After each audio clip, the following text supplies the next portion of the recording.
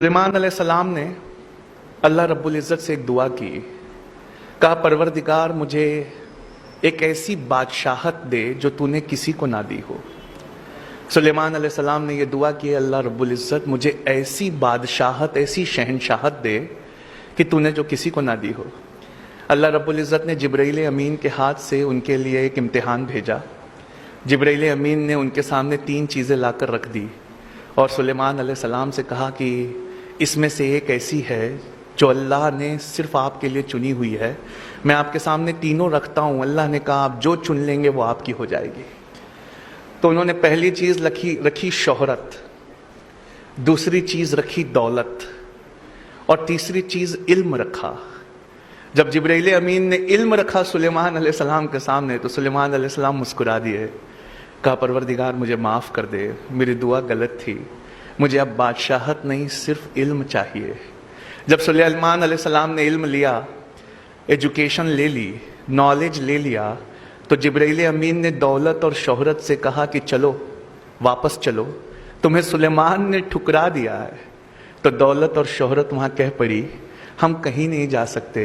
हमारे रब ने जब हमें बनाया था तो ये हुक्म दिया था कि ए दौलत, ए शोहरत, जहां जहां इल्म या एजुकेशन जाए उसके पीछे पीछे चली जाना।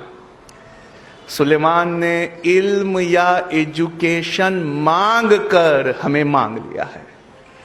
यह इंटरनेशनल मॉनेटरी फंड की रिपोर्ट है मेरे सामने। वो कहती है 70% of Muslims in South Asia, South Asia मतलब Pakistan, India, Bangladesh, 70% of the Muslims in South Asia, they earn less than $2 a day.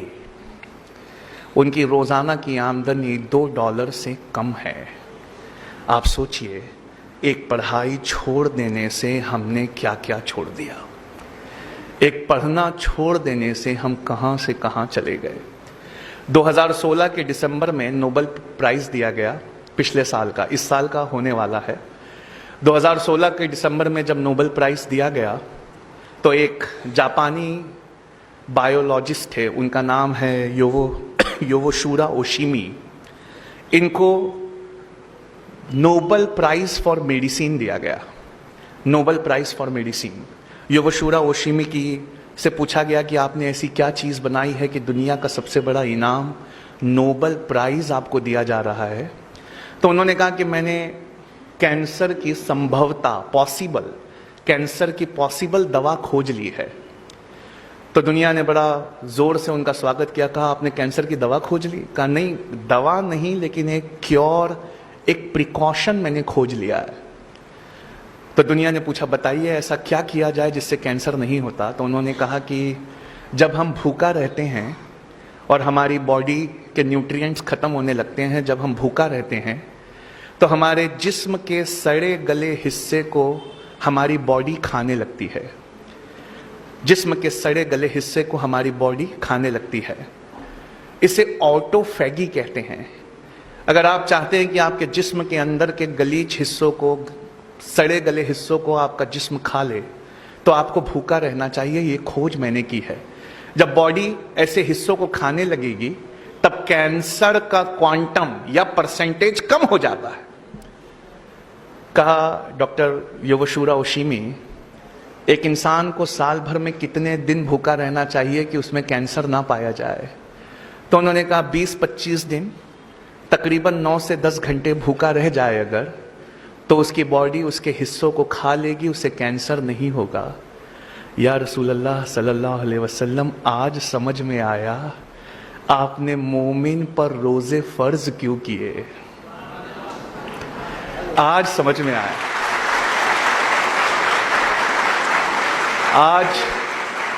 आज ये बात समझ में आई कि क्यों कुरान ने कहा कि रोजे ना छोड़ना। हम तो इसलिए रोजे रखते हैं क्योंकि हमारे अल्लाह का हुक्म है। हम तो रोजे इसलिए रखते हैं क्योंकि हमारे नबी पाक का हुक्म है। लेकिन आज समझ में आया कि इस हुक्म में कौन सी रहमत छुपी हुई है। योवोशुरा ओशिमी को दुनिया का सबसे बड़ा प्राइज दिया गया ऑटोफैगी के लिए। ऑटोफैगी यानी जिस्म अपने सड़े गले हिस्से को खा ले। आज से 1438 साल पहले कोई ये हमें दे गया, बस हमारा नजरिया कुछ और था, हमने उसे दीनी पढ़ाई कहकर ठुकरा दिया। एक जापानी उठा, उसने उस पर रिसर्च की, उसने उसे दुनियावी पढ़ाई से मिलाकर देखा। आज दुनिया ने उसे दुनिया का सबसे बड़ा प्राइज, नोबेल प्राइज दे दिया। ऐ बच्चों, तुम क्यों नहीं पढ़ते? तुम क्यों नहीं कोई चीज को रिसर्च की तरह लेते? तुम क्यों नहीं कोई चीज को उस तरह देखते जिस तरह देखे जाने का हुक्म है? अल्लाह रब्बुल इज्जत कुरान में फरमाता है, तुम गौर क्यों नहीं करते कि अल्लाह ने यह कायनात कैसे बनाई है? हम में से कितने हैं जिसने ये गौर किया? मेरा ज्योग्राफी का क्लास होता है दिल्ली में, वहाँ मैं रॉजर बेकन को हमेशा कोट करता हूँ। सर रॉजर बेकन ये एक बहुत बड़े साइंटिस्ट थे, 12th सेंचुरी के, यूरोप के फादर ऑफ साइंस कहा जाता है इन्हें। इन्होंने साइंटिफिक रिवॉल्यूशन लाया था यूरोप में। अब मैं इनका एक बहुत प्यारी चीज आपको सुनाता हूँ। सर रॉजर बेकन कहते हैं, बेशक थोड़ा साइंस और थोड़ी फिलॉसफी हमें अल्लाह से दूर ले जाती है। थोड़ा साइंस और थोड़ी फिलॉसफी हमें ईश्वर या गॉड से वो दूर ले जाती है, पर बहुत सारा साइंस और बहुत सारी फिलॉसफी हमें खुदा के बेहद करीब ले आती है। अगर मैं आपसे पूछूं कि क्या अल्लाह है, तो आप में से अक्सर और बेशतर लोग कहेंगे हाँ है। पर अगर मैं आपसे दूसरा सवाल करूं, उसका क्या सबूत है कि अल्लाह है, तो आप कहेंगे बहुत सारे लोग ये ईमान का मसला है, हमारा ईमान मजबूत है। लेकिन अगर कोई मुझसे पूछे कि अल्लाह है, इसका क्या सबूत है, तो मैं कहूं कि ये सबूत तो इसी टेबल पे रखा हुआ है। कहा कैसे? 7th स्टैंडर्ड में टीचरों ने पढ़ाया था साइंस की क्लास में, 7th ग्रेड में, ऑक्सीजन सपोर्ट्स बर्निंग। ऑक्सीजन जलाने में मदद करता है। आपने वो एक्सपेरिमेंट किया है ना, कैंडल वाला? एक कैंडल को रखिए, आग लगाइए, उसके ऊपर कुछ ढक दीजिए, जब ऑक्सीजन खत्म होगा तो कैंडल भी बुझ जाएगी। तो ऑक्सीजन सपोर्ट्स बर्निंग। और नासा से पूछा कि कौन सा फ्यूल यूज करते हो अपने रॉकेट्स में, रॉकेट में ऐसी कौन सी चीज यूज करते हो कि रॉकेट आसमान में चला जाए? तो वो कहते हैं हाइड्रोजन। कहा hydrogen is the most combustible substance on earth. Hydrogen bomb भी दुनिया के सबसे ताकतवर बॉम्ब में से एक होता है। यानी एक अति ज्वलनशील है, एक जलता ऐसे है कि रॉकेट को ले जाए या पूरा का पूरा टाउन बर्बाद कर दे, हाइड्रोजन। और एक भड़काऊ है, ऑक्सीजन। एक जलाऊ है, एक भड़काऊ है। अल्लाह ने कहा कुन फयकून हो गया, H2O हो गए। दो भड़काऊ एक जलाऊ जब एक साथ आए तो बुझाने का काम कर रहे हैं। H2O क्या है? 2 हाइड्रोजन है, एक ऑक्सीजन है। क्या हमने कभी अपने पानी को इस नजरिए से देखा है? क्या हमने उसमें कभी अपने रब की रबूबियत को तलाश किया है? एक इतना ज्वलनशील है कि रॉकेट्स को आसमान में ले जाता है, और एक ऐसा है जो जलने में सपोर्ट करता है। अल्लाह ने कहा कुन, एक हो जाओ, फयकून, एक हो गए, बुझाने का काम कर रहे हैं। मतलब प्रॉब्लम हमारे नजरिए में है।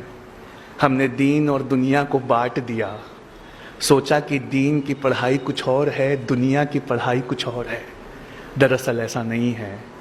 इस्लाम में सब्जेक्ट के हिसाब से दीन और दुनिया की पढ़ाई नहीं को तकसीम नहीं किया जा सकता। इस्लाम में सब्जेक्ट के हिसाब से एजुकेशन को सेग्रीगेट नहीं किया जाता। इस्लाम में नियत के हिसाब से पढ़ाई को सेग्रीगेट किया जाता है। एक एग्जाम्पल देना चाहूँगा। मान लीजिए हम में से कोई आलिमत का कोर्स कर रहा है, वो कुरान और हदीस पढ़ रहा है, लेकिन उसकी नीयत ये है कि मैं बड़ा होकर कुरान और हदीस सुनाकर पैसे कमाऊंगा। तो बताइए वो दीनी पढ़ाई हुई कि दुनियावी पढ़ाई हुई? दुनियावी हुई।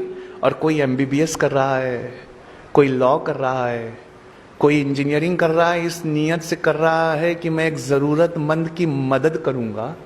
तो क्या ये दीनी पढ़ाई हुई कि दुनियावी पढ़ाई हुई? ये दीनी पढ़ाई हुई। मतलब साफ है बच्चों, जो आप पढ़ रहे हो उसमें एक अच्छी सी नीयत जोड़ लीजिए। मेरी पढ़ाई, मेरी रिसर्च, ए अल्लाह, दुनिया के दबे हुए कुचले हुए लोगों के लिए है। मैं उनको एम्पावर करूंगा। डॉक्टर नॉर्मन बोरलॉग ने जब पहली बार ड्वार्फ वेराइटी ऑफ वीट की खोज की थी ग्रीन रिवॉल्यूशन में, डॉक्टर नॉर्मन बोरलॉग ने जब पहली बार गेहूं खोजा था जो दुनिया की भूख मिटा सकता था, तो दुनिया ने डॉक्टर नॉर्मन बोरलॉग से यह कहा था, फादर ऑफ ग्रीन रिवॉल्यूशन से, कि आप जितना सोना मांगे हम उतना सोना देने के लिए तैयार है, जितनी दौलत मांगे हम उतनी दौलत देने के लिए तैयार है, बताइए आप क्या चाहते हैं। उन्होंने कहा मैं कुछ नहीं चाहता, मैं चाहता हूं कि ये गेहूं, ये ग्रीन रिवॉल्यूशन का गेहूं गरीबों में मुफ्त में तकसीम कर दिया जाए। मैं अपनी टेक्नोलॉजी के लिए कुछ भी चार्ज नहीं करूंगा, बस मैं भूखों की भूख मिटाना चाहता हूं। क्या आजम कैंपस में आज कहीं किसी बेंच पर एक डॉक्टर नॉर्मन बोरलॉग बैठा है क्या? क्या आप में से किसी एक के दिल में ऐसी नीयत है क्या कि मैं अगर दुनिया में कुछ बहुत अच्छा पाया तो मैं वो इस दुनिया के लिए छोड़ जाऊंगा? आपकी नीयतें हैं जो अल्लाह के सामने आपके हिसाब में मदद करेंगी। बुखारी की पहली हदीस अल अमालु बिन्निया है, अमल का सारा दारोमदार नीयत पर है।